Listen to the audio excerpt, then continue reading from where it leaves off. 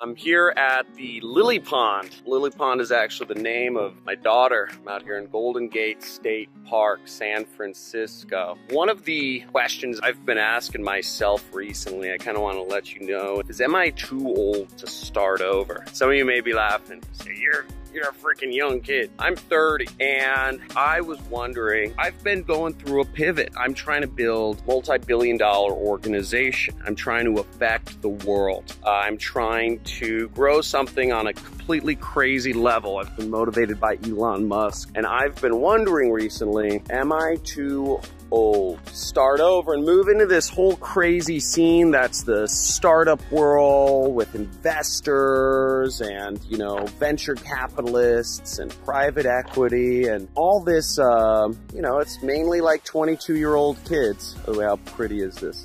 Some parts of San Francisco are nice. They're not the city. The city is, ugh.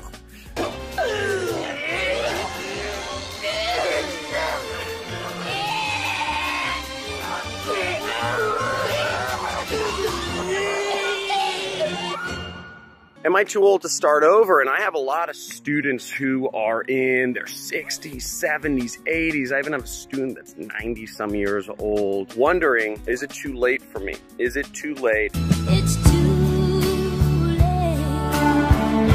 Is it not possible? Are only young people able to do this? You know, the internet stuff, blogging, vlogging. Is this only an outlet for young people can do because there's gonna be weird little technological gizmos and gadgets and widgets and wonders that only young people are gonna be able to do? And if you're asking yourself that, I'm gonna cite a couple examples for you. I don't know if anybody here has ever looked up Sheldon Adelstein. Sheldon Adelstein is an entrepreneur. He's, by the way, look, that is a great blue heron. And you have some cormorants sunning themselves over there. I'm actually a amateur ornithologist, if anybody knows what that is. Won't go into that. Bird watcher. It's one of my hobbies. But Sheldon Adelstein didn't get his big breaks until he was in his 50s and 60s. He was messing around for almost his entire life until he was older. Jeff Bezos didn't really start in his business until he was older. And a lot of the people you now know didn't get their start in business until they were much older. A lot of press is given to the young people, the 22-year-olds that make a ton of money, that are billionaires or multi-billionaires, you know, at 25 years old. By the way, some pretty flowers here. I like this area of Golden Gate State Park. It's nice being in nature. This is where I get my thinking cap on. But it's not too old. It's not too late. And what you actually have to understand is that you carry with yourself a great wealth of experiences that are highly in demand by people. Our culture, my culture, my American culture, is so youth-centric. We are missing out on a lot of the experience, the lessons. I may give out, but I never give up. The cautiousness and a lot of the lessons that can be given to us by people who have been more experienced in life or have taken a different path or have gone through things that young people haven't gone through. So you're needed to even out things. But if you hold on to the beliefs, if you let the media tell you that you're too old because the magazines are all young business entrepreneurs or young pretty girls are in the media, then you're not helping the situation because you're giving up. One of my best friends, his dad went skydiving, 90 years old. Another one of my good buddies, he's 70 years old. He has a girlfriend who's 35. And he's one of the best damn barefoot water skiers in all of Ohio. Isn't that cool? So it doesn't matter. It doesn't matter. I'm not saying get a girlfriend who's 35, but I'm saying you can do whatever you want. You can be the coolest damn dude ever. It doesn't matter what age you are. What matters is that you have value to give. People will follow an older, more established, more experienced person. Young people are looking for direction. Young people are looking for a more experienced person to give them focus. Many young people will work for free if they're given direction, if they're given vested interest in a business that can possibly make them millions of dollars. Become an employee of this firm, you will make your first million within 3 years. If you don't have money and you're older, you can get people to follow you just by the fact that you have the advantage of being older and more experienced. You have a better sense of intuition about business, trends, lives, fads. You've seen it all. Both my grandparents fought in World War II. My one grandparent fought the Nazis. My other grandpa fought in the Japanese theater. He was in the Navy. One guy was in the Air Force, one guy was in the Navy. I loved my grandparents. My grandparents were just solid, stoic, model men.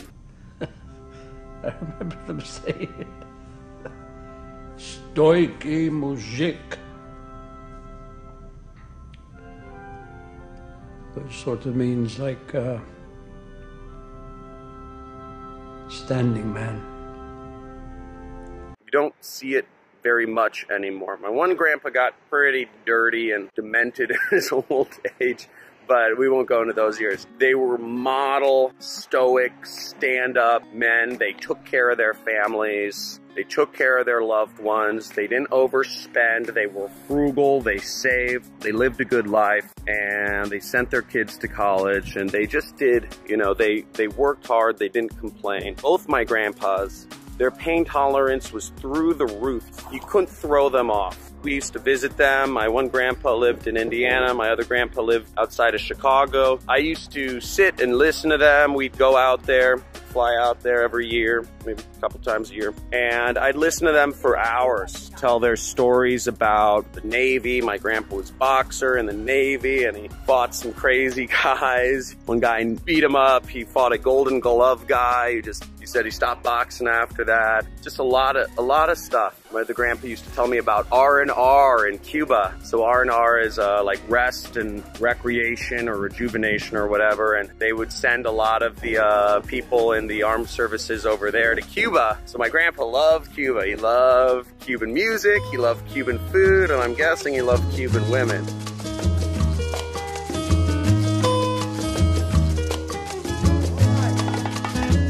But he didn't tell me those stories, but he loved Cuba. He really took the culture back with him to his house in his stories in Chicago, which is, you know, very non-Cuban. The point is, these are men who taught me how to live. These are men who taught me how to be a man. And these are men that left a lasting impression on my life and how I take care of my family in ways that I could never get by simply watching Justin Bieber in concert or listening to a lecture of Evan Spiegel about how he built his billion-dollar empire Snapchat. It's important to have older people in organizations, and if you don't have the technical skills, you can bring people on who do. You can bring them on for free. They want to follow you. They want the direction. You are the manager.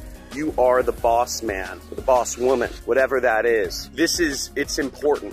It's important, and don't bring yourself down because the media shows, again, all the young guys, the young pretty girls that are making all the success. You are feeding into that system. You are part of the problem if you are giving up because you think that you are too old. If you listen to the media, to the whatever that says this crap, you are too old to start anew. You are too old to start a business.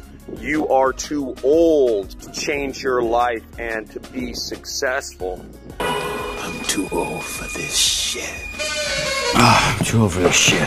Opie, I think I'm getting too old for this stuff. I'm getting too old for this shit. I'm getting too old for this shit. And you're feeding into it. And keep in mind, you know, I'm not going into the part that likely if you are 60 years old and you are not a multimillionaire yet, keep in mind, the chances are you're not gonna be. The chances are you're not gonna be, and it's not because you aren't trying, it's likely because your thought pattern is wrong.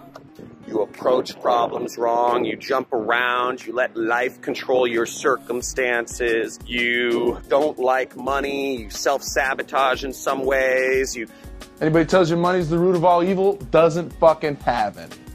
They say money can't buy happiness. Look at the fucking smile on my face. You know, there could be a myriad of reasons. But the point I'm trying to make, and you gotta get over your own demons if you're going to be successful. But what I'm trying to bring across in this video is that it's possible. You've just got to do it. By the way, we came across a really cool area.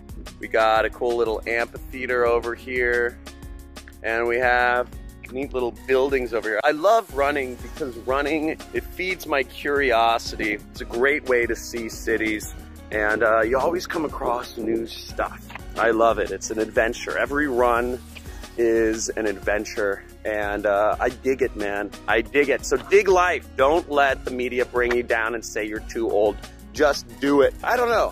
I'm thinking about starting a hashtag or a saying for this channel. Just do it, or I do it. I was thinking of having the thing, because I'm a big Nike. Look at this. I'm all logoed out in Nike, right? Nike here. I'm all Nike'd up.